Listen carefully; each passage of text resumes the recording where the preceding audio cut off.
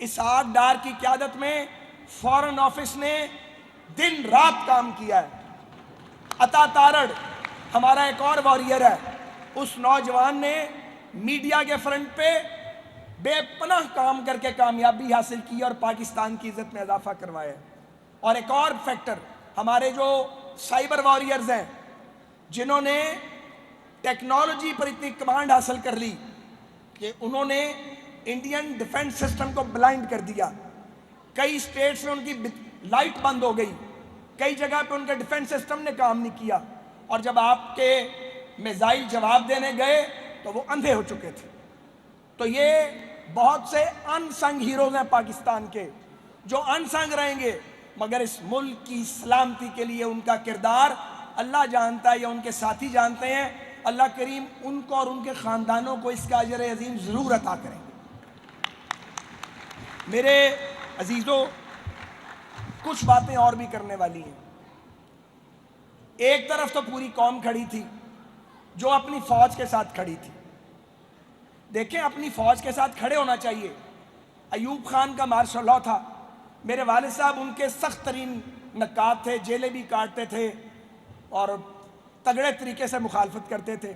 65 کی جنگ چھڑ گئی، لاہور میں وار کمیٹی بنی، میرے والد اس کے سربراہ تھے اور اپنی فوج کے ساتھ کھڑے ہو گئے۔ یہی روایت ہے، لیکن اس بار ہم نے ایک عجیب منظر دیکھا کہ کچھ لوگ جن کا یہ دعویٰ ہے کہ وہ اس ملک کی سب سے بڑی پاپولر لیڈرشپ ہے، ان کے جو سوشل میڈیا پہ اکاؤنٹس تھے، ان سے بدقسمتی سے، میں بدقسمتی کہوں گا یا میں کہوں گا کہ ناسمجھی کہوں گا یا میں کہوں گا کہ غصے میں آ کے انہوں نے دشمن کی زبان بولی۔ انہوں نے اپنی فوج اور ریاست کی کامیابیوں کو ڈاؤن گریڈ کیا اور دشمن کی ناکامیوں کو کامیابیاں بنا کے پیش کیا۔ یہ کوئی حب الوطنی نہیں ہے، یہ کوئی پالیٹکس نہیں ہے۔ ایک ٹویٹ آئی جو صاحب آج کل جیل میں ہے، اگر اس ٹویٹ میں اس کا پہلا پارٹ بالکل ٹھیک تھا اور دوسرا پارٹ جو تھا اس نے ٹویٹ کے پہلے حصے کو ڈیفیوز کر دیا اس کے اثر۔ جب آپ سپورٹ کرتے ہیں تو پھر مشروط حمایت نہیں کرتے، یا حمایت کرتے ہیں یا نہیں کرتے۔ تو جب لیڈر کا یہ حال ہوگا تو فالوورز کدھر جاتے؟ چند لوگ نکال کے اپوزیشن کے باقی دوسرے کام پہ لگے ہوئے تھے، اس کا ان کو مطلق فائدہ نہیں ہوا۔ مجھے یہ بتائیے، جو میزائل پاکستان پہ داغے گئے، جو ڈرون حملے ہوئے ہمارے اوپر، جو گولے گئے آزاد کشمیر میں اور ہمارے شہریوں کو شہید کیا، جو ہمارے فوجی شہید ہوئے، کیا گولوں اور میزائلوں پہ یہ لکھا ہوتا ہے کہ یہ گولہ یا میزائل یا گولی اپوزیشن کو لگے گی یا حکومت کو لگے گی؟ اس پر تو یہ نہیں لکھا ہوتا۔ اتنی عقل تو ہونی چاہیے۔ یا اس پہ یہ لکھا ہوتا ہے کہ جب یہ پاکستان میں گرے گا تو مسلم کو لگے گا، کرسچن کو لگے گا یا ہندو کو لگے گا؟ ایسا کچھ نہیں ہے۔ یہی وجہ ہے کہ پاکستان میں مسلمان، ہماری مسیحی برادری، ہندو برادری، سکھ برادری سارے ایک پیج پہ تھے، اور اگر ایک پیج پہ کوئی نہیں تھا تو وہ مخلوق تھی جنہیں صرف گالی دینا سکھایا گیا ہے، جنہیں صرف چور چور کہنا سکھایا گیا ہے۔ ان میں اتنی نفرت انجیکٹ کر دی گئی ہے کہ اب انہیں سمجھ نہیں آتی، جب پیار کا وقت ہوتا ہے، اتحاد کا وقت ہوتا ہے، وہ نفرت کی اور تقسیم کی بات کرتے ہیں۔ تو اس سے بہت نقصان ہوا ہے، ان کو خود کو زیادہ نقصان ہوا ہے۔ ہم نہیں چاہتے کہ پاکستان کی کسی بھی سیاسی جماعت کو، وہ بھلے ہماری مخالف جماعت ہو، اس کو نقصان ہو۔ تو اس پہ میں سمجھتا ہوں کہ پی ٹی آئی کے دوستوں کو اور ان کی لیڈرشپ کو غور کرنا چاہیے اور انہیں اپنے رویے کے اندر یہ تبدیلی لانی چاہیے۔ اور جب ملک پر افتاد آ جائے، جب دشمن سامنے کھڑا ہو، پھر آپ ایک ہو جاتے ہیں، پھر سوالات نہیں کیے جاتے، پھر شرطیں پیش نہیں کی جاتی۔ ایک بات مجھے اور کہنی ہے، میں چھوٹا تھا، بہت پرائمری اسکول میں تھا جب پاکستان ٹوٹا تھا، تو مجھے یاد ہے اندرا گاندھی مرحومہ نے کہا تھا کہ جب ڈھاکہ فال ہوا تھا، سلمان غنی صاحب کو یاد ہوگا کہ ہم نے 2 قومی نظریہ خلیج بنگال میں غرق کر دیا، تو بڑی دل کو تکلیف پہنچی تھی۔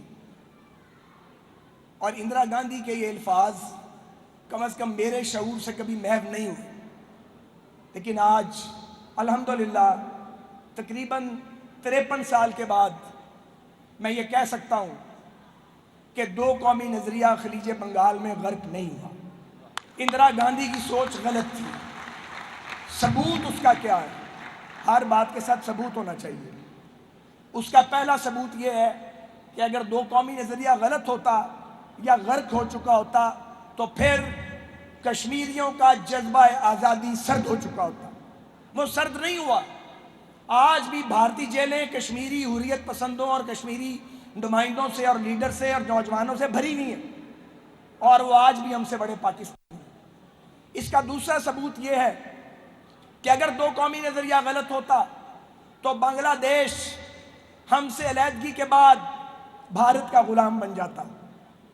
وہاں بھارت کی کاسا لیس حکومتیں آتی رہی حسینہ واجد کی شکل میں، لیکن بنگالی ہندوستان کے غلام نہیں بنے، اور غلامی کا وہ جو پیرہن تھا وہ اتار کے پھینک دیا انہوں نے۔ اس کا تیسرا ثبوت یہ ہے کہ اگر دو قومی نظریہ غلط ہوتا تو پھر ہندوستان کے 20 کروڑ مسلمان وہاں برابر کے شہری کی زندگی گزار رہے ہوتے۔ ایسا نہیں ہوا۔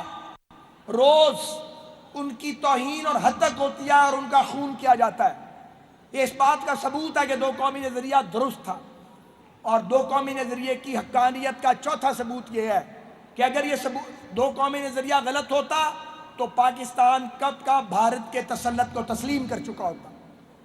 اس لیے بانیان پاکستان نے جو خواب دیکھا، جو لیڈرشپ دی اور جو ملک بنایا، وہ ہسٹوریکلی درست ثابت ہوا ہے، غلط نہیں تھا۔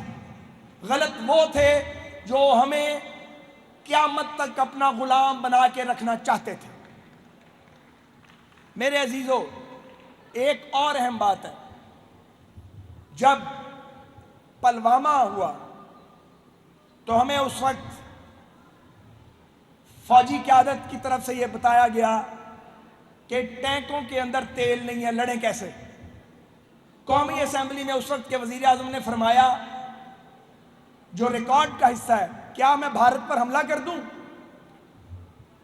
پھر جب آکوپائیڈ کشمیر کو انڈین کانسٹیٹیوشن میں تبدیلی کر کے غیر قانونی طور پہ، غیر آئینی طور پہ، ناانصافی کی بنیاد پہ مقبوضہ کشمیر کا سٹیٹس بدلا گیا، تو بجائے اس کے کہ کشمیریوں کا وکیل صفائی پاکستان اس پہ سٹینڈ لیتا، قوم کو یہ بتایا گیا کہ جمعے والے دن 12 بجے آدھے گھنٹے کے لیے دھوپ میں کھڑے ہو جایا کرو۔ یہ ایسی باتیں تھیں جو کہ سنجیدہ قیادت ایسی باتیں نہیں کرتی۔ آج مجھے بتائیے کیا ہوا؟ وہی پاکستان ہے، وہی فوج ہے، وہی فوج اور وہی پاکستان ہے، لیکن آج فوج کا سربراہ ایک شیر دل قرآن کا حافظ ہے، جس کا ایمان مضبوط ہے، اور اس ایمان کی مضبوطی کی بنیاد پہ بھارت کہتا بہت خطرناک آدمی ہے۔ اور میں بتانا چاہتا ہوں واقعی بہت خطرناک آدمی ہے، میں بھی انہیں کئی سال سے جانتا ہوں، ایسے خطرناک سے پنگا نہیں لینا۔ اسی طرح air chief is a great professional.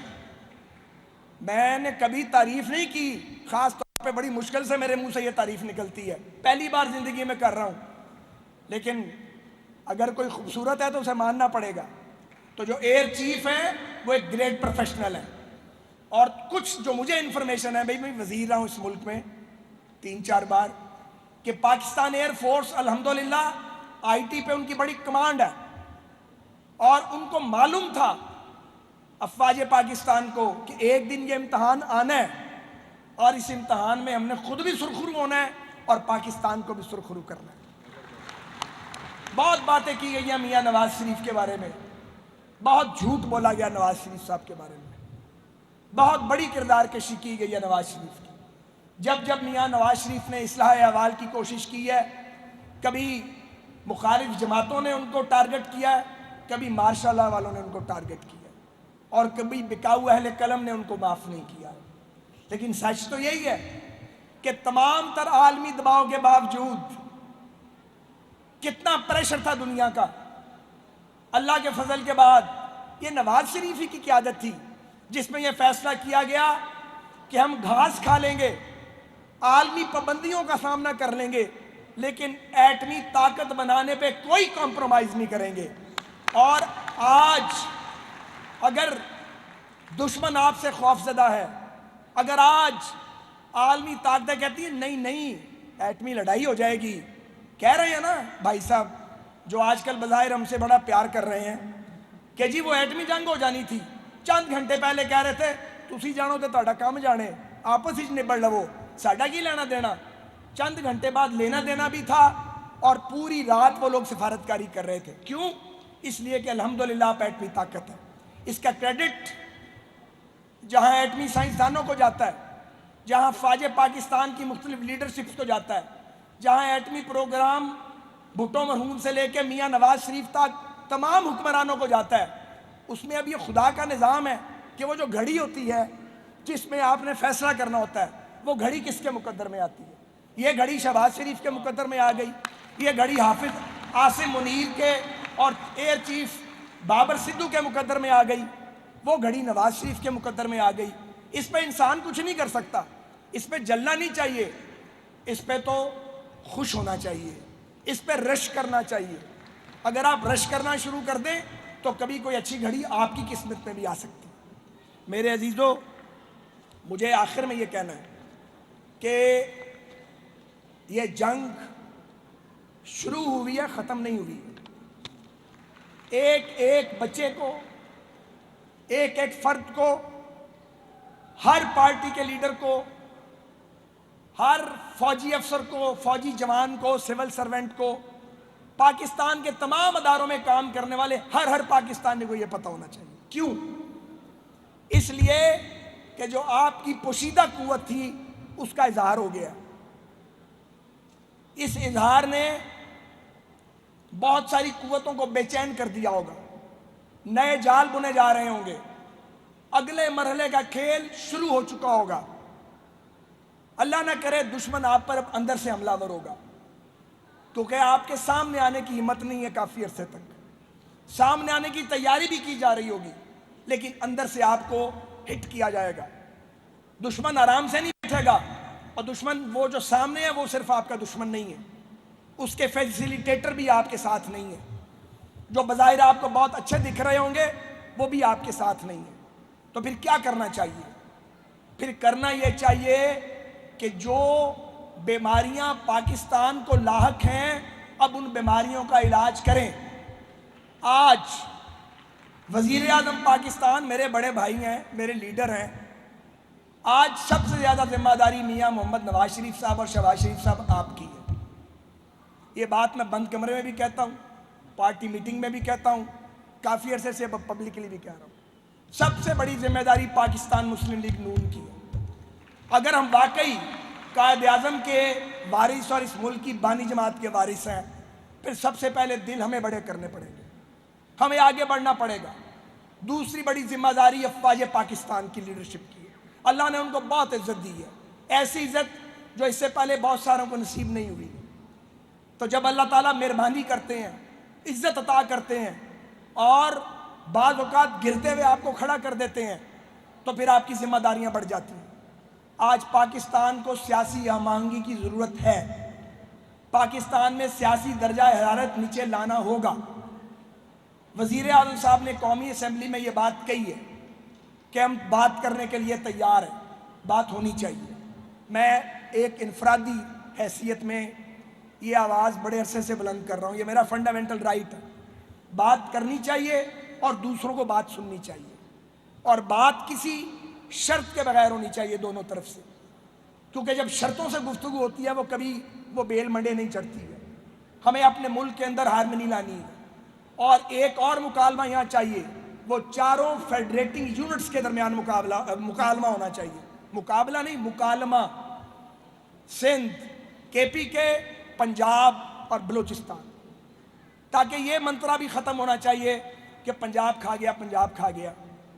ایک بات تو ثابت ہو گئی نا کہ کشمیریوں نے اور پنجابیوں نے جو وار فرنٹ پہ ہم 77-78 سال سے بیٹھے ہوئے ہیں پوری جنگ لڑی ہے، لڑی پورے ملک نے ہے، پر پنجابی اور کشمیری پیچھے تو نہیں رہے۔ اب یہ الزام اتر جانا چاہیے۔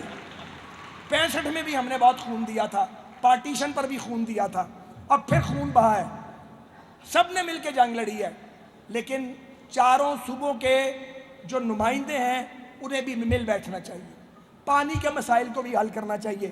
91 کے واٹر ریکارڈ میں میاں نواز شریف یہ مسئلہ حل کر چکے ہیں، اب مسئلہ اس پہ عمل درآمد کا ہے، ہمیں مل کے عمل درآمد کرنا ہے۔ یہ جو ہمارا پانی بند کرنا چاہتا ہے ہندوستان، خدا نہ خواستہ اگر یہ اس میں کامیاب ہوتا ہے تو کیا ایسا ہوگا کہ ایک صوبے کو پانی ملے گا اور دوسرے کو نہیں ملے گا؟ سب کا پانی بند ہوگا یار، سب تکلیف میں آئیں گے۔ تو میں یہ کہنا چاہ رہا ہوں کہ اب وقت آ گیا ہے کہ سیاسی مفاہمت کی طرف بڑھا جائے۔ اب وقت آ گیا ہے کہ جنہوں نے ہتھیار اٹھائے ہوئے ہیں ان کے ساتھ وداؤٹ اف اینڈ بٹ پوری قوم مل کے لڑے اور اپنی فورسز کے ساتھ کھڑی ہو جائے۔ جو بم چلاتے ہیں، جو ریلوں کے اپنا جعفر ایکسپریس پہ حملے کرتے ہیں، جو ہماری ریاستی املاک کو تباہ کرتے ہیں، جو معصوم شہریوں پہ بم چلاتے ہیں، ان کو فرنٹ فٹ کے ساتھ ان سے لڑنا، پوری قوم مل کے لڑے اپنی فوج کے ساتھ۔ اور جو ناراض عناصر ہیں، جن کی بات میں کڑواہٹ ہے، ان کی کڑواہٹ کو برداشت کریں، ان سے